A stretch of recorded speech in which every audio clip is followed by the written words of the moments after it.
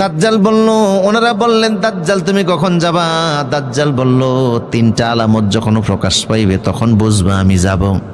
1 নম্বর, আমি যখন যাব তিব্রিয়া সাগরের ভিতরে কোনো পানি থাকবে না। এই সাগরটা 3 কোণা বিশিষ্ট, মূল অংশটা হলো ইরাকে, এটার মধ্যে এখন তেমন কোনো পানি নাই। সে বলছে তিব্রিয়া সাগরে যখন পানি থাকবে না তখন আমি যাব।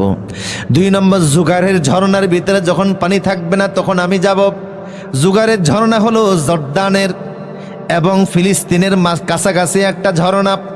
ওই ঝর্ণার পানি দ্বারা এলাকার মানুষ ক্ষেতের ভিতরে ফসল তৈরি করে, ফসল বপন করে, ফসল চাষ করে।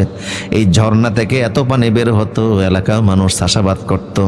এখন সেই ঝর্ণার ভিতরে সারাদিন বালতি পেতে রাখলো, 1 বালতি পানিও ভরে না, পানি এত কমে গেছে। 3 নম্বর হলো বাইসানের খেজুরের বাগানে। সে বলছে আমি যখন যাব তখন বাইসানের খেজুরের বাগান, জর্দানের একটা বাগান, জর্দান এবং ফিলিস্তিনের মাঝখানে বাগানটা বিশাল বড় খেজুরের বাগান।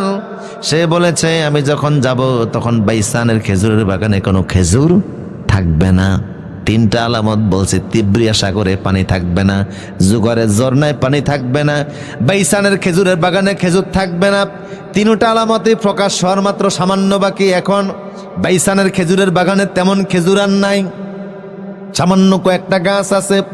জুগারের ঝর্ণায় টিপ টিপ করে সামান্য পানি পড়ে, তিব্রিয়া সাগর শুকিয়ে গেছে। তার মানে দাজ্জালের আসারও খুব একটা বাকি নাই। এই জন্য এমন ফিতনার সময় আমরা সাহায্য চাইব কার?